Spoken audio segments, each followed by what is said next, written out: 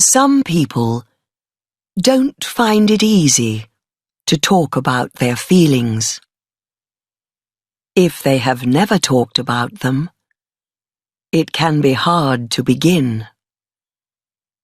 And year after year, it gets harder and harder, just like a callus on the skin. A wife watches while her husband packs his suitcase.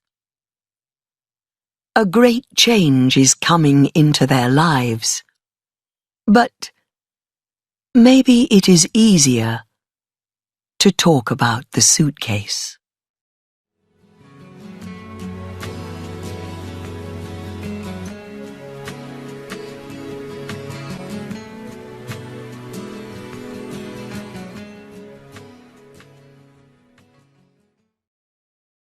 She watched him pack his clothes and his wedding suit into his old suitcase. She could smell his cologne. When did he last wear cologne? Ah, at their wedding. It smelled strange then, too. She never wore perfume. What use was perfume to a working woman like her? And married women who wear perfume are looking for lovers, trying to catch other men. That's what people say. She already had a good, hard-working husband with a shop of his own. What more can a woman want? She began to feel better now, thinking about her good luck. Lost in her thoughts, she jumped at the sound of the suitcase shutting. His eyes went slowly round the room, looking for what? She looked up at him. "I put out all the clothes that you need," she said. "And you can't get any more in. It's a small suitcase." He looked at her for a moment. A Chinese girl like any other Chinese girl. Small eyes, flat nose, smooth pale skin, and long straight hair, now pinned up tidily, in the way of married Chinese ladies. She wore her usual light blue samfu. No, she was not a beauty, he thought. But she was a hard worker. His family was right when they said to him, "She will make a very good wife. Work hard for you. Give you many sons." And it was true. He never had to complain about her, not once. From the day they married and moved into their new home, with his future in the same suitcase. Her face was the same now as it was then, neither soft nor hard, never showing what she felt or needed. He didn't know what she needed, and he never asked. "It's a good suitcase. It's lasted a long time," he said. Yes, I suppose. But it's still small. She got up from the bed and shook the pillows. They needed washing, she thought. Yes, wash it away, the dust and dirt of yesterday. Their past married life together.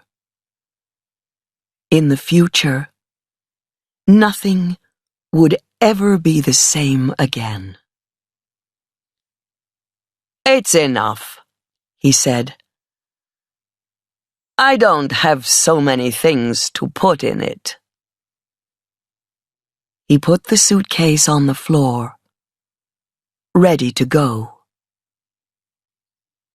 She looked at him, still smelling his cologne. Maybe it was the cologne that was making her feel afraid. She had to talk to him, tell him about her feelings. But she was a hard-working Chinese woman. And hard-working Chinese women must not have feelings. Is she waiting for you there? She asked slowly.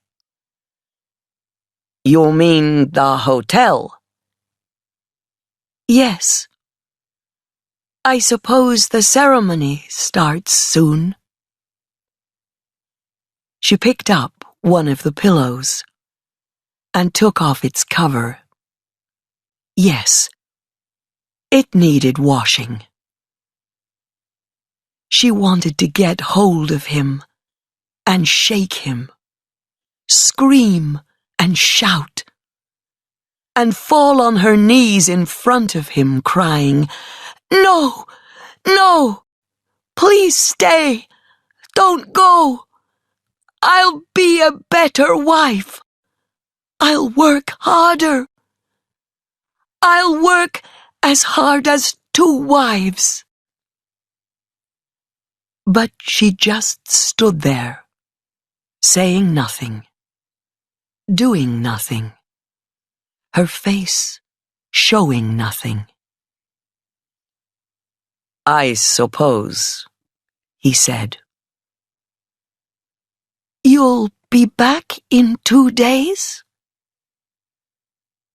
He didn't want to talk about her feelings. She never did before. But then, it wasn't every day that your husband brought home a new wife, a younger wife, only 19, and beautiful because she was young and happy and had big dark brown eyes, bright eyes. He only saw her once before he decided, but he remembered her eyes. It would be good to add her to the family, he thought. Now, he would have 2 hard-working wives, one stronger than the other. But the young one would be like a new flower in the house. He picked up his suitcase. Yes, perhaps sooner. I don't know, he said. I'll take care of the shop, she said. When you come back with her, I'll have some jobs for her to do. She sat on the bed again, suddenly feeling tired and old. He didn't understand. No one understood. She couldn't ask him not to go. People would say that she was wrong even to ask him. Of course, he said. He was pleased that she thought of business. Business was important. He had many mouths to feed. He opened the door and turned to her. Today is a great day for our family. Not everyone is rich enough to have 2 wives. And there will be more sons to continue the family name. He smiled at her. Yes, not everyone. Husband? She looked up at him, waiting, hoping. I have to go now. I'm late. He did not want her to say anything. He never asked questions about her feelings because he was afraid of the answers. It was easier to pretend that she was happy all the time. Your suitcase. It's old. You need a new one. Thankfully, he turned away. No questions asked. No answers needed. Perhaps I will get a new one, after all, he said. He left the room, and the door closed quietly behind him.